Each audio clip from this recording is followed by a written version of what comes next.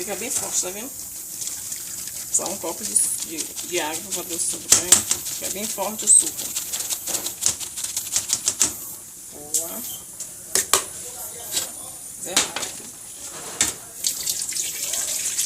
Agora vamos pro creme de leite e leite moça.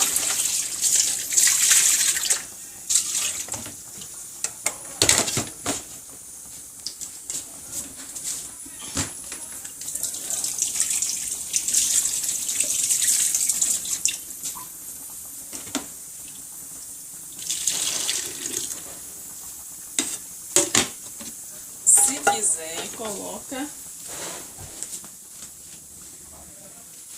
gelatina em pó sem sabor. Derrete a gelatina em pó sem sabor na água morna e coloca. Como eu não vou botar gelatina em pó sem sabor, esse vai ter que ir pro congelador. Se colocar gelatina em pó, não precisa ir pro congelador.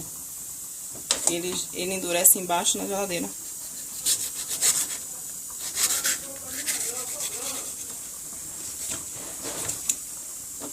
Uma taça de gelatina. Geralmente eu gosto de botar 2 caixinhas dessa de creme de leite. Mas hoje eu só vou fazer com uma.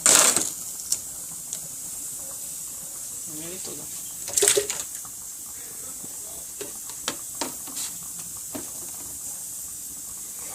Vamos lá.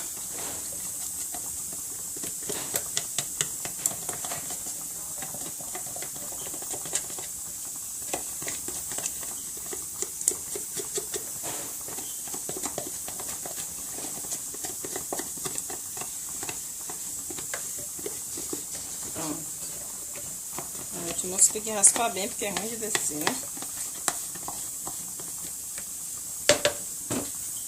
Pronto, só bater no liquidificador e botar pra gelar.